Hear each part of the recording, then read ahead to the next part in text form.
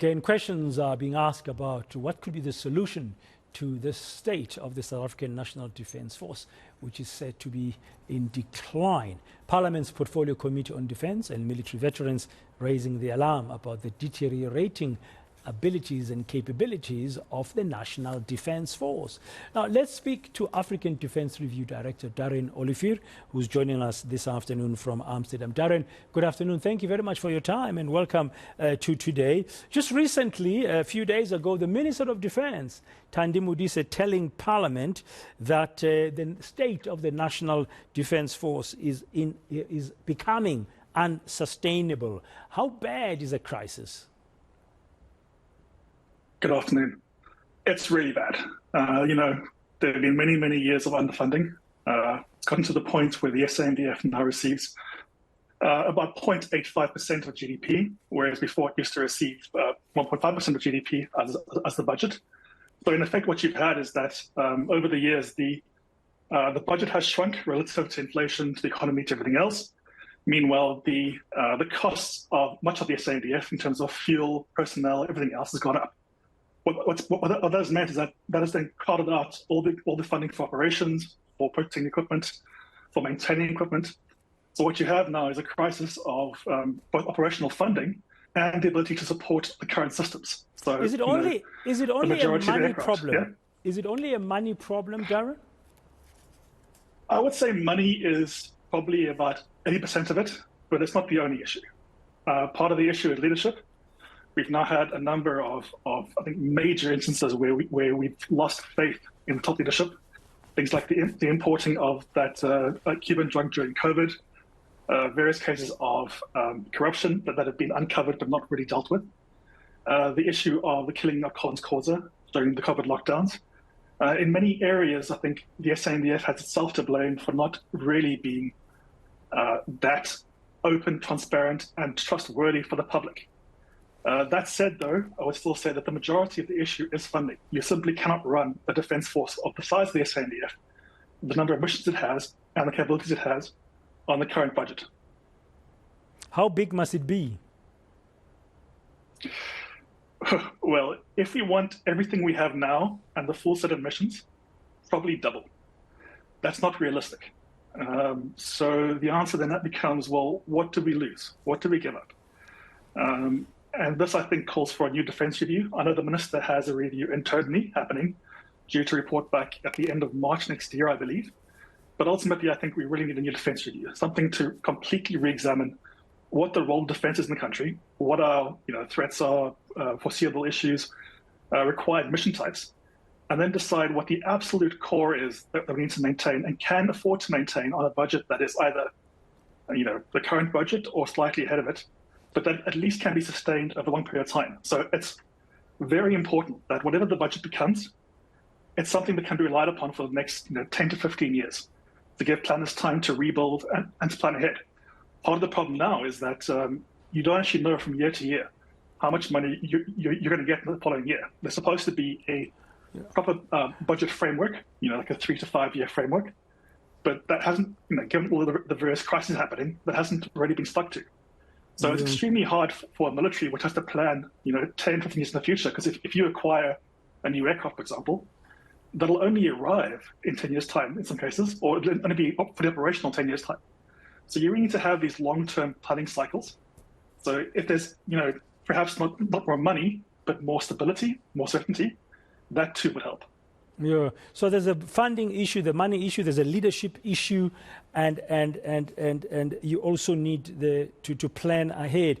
I mean, I've heard that the best time to be planning and building up your defense resources is in peacetime, like now. South Africa is not in conflict with anybody at the moment. It's got good neighborly relations with SADC countries. So we should actually be investing more in defense force.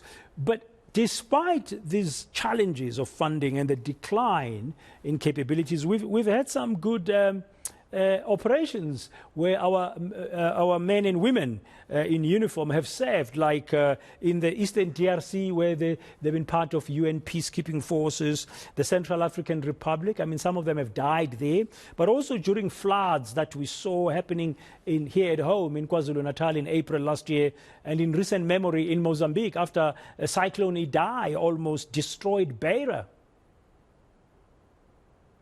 Yeah, absolutely. I think this mustn't be lost.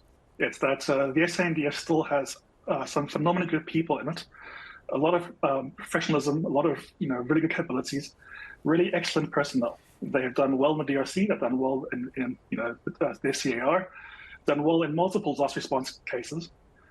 There are people who are really pulling rabbits out of the hat every single day to make things happen, to keep things running despite the issues. I mean, many other forces might have collapsed already, but the SANDF keeps going, keeps performing, keeps being.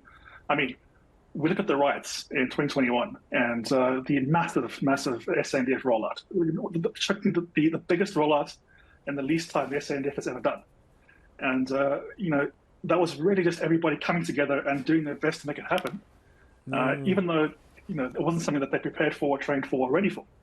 So yes, the SANDF still has an excellent base of highly professional people. So if we were to build on that, we would, I think, be able to rescue the scenario. I certainly don't agree with the people who assume that the problems with the SANDF in terms of funding and leadership extend to the rank and file. I mean, yes, like any military, there are people in the SANDF who arguably shouldn't be there.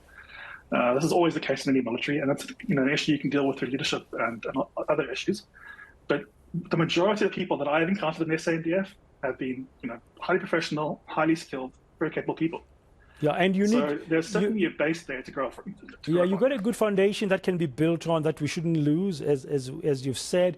But you do need money now to acquire prime equipment and to make sure that you continue to train very well.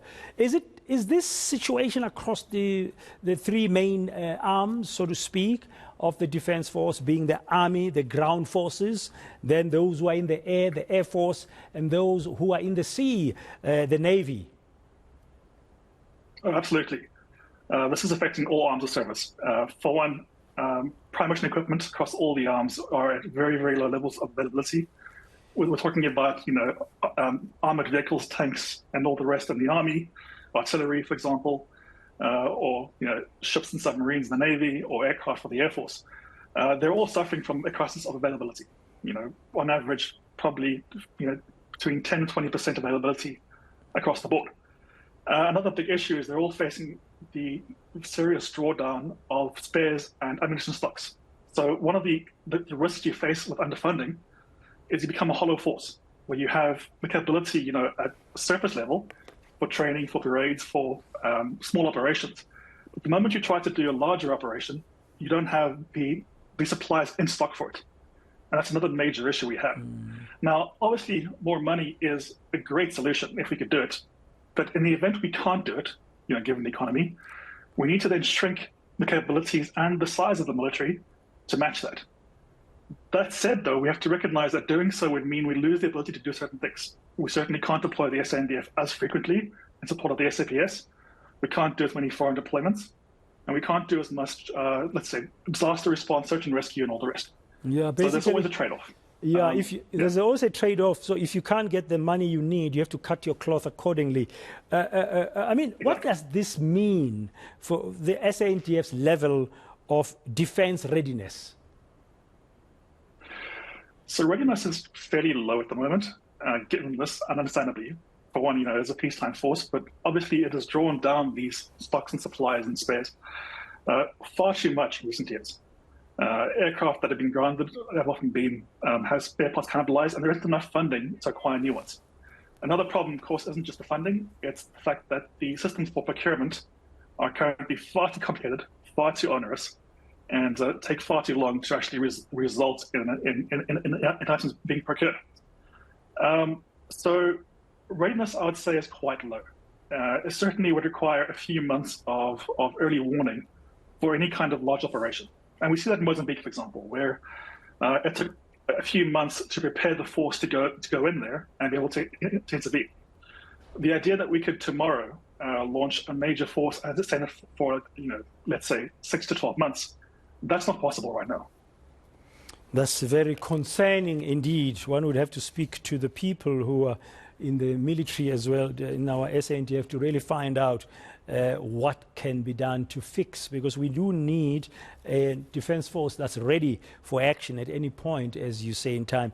And if the state of readiness and lack of funding is anything to go by, I guess the morale of the Army, the Navy and the Air Force would really be pretty low at the moment as well. That just would be an assumption I would make. Thank you very much, Darren.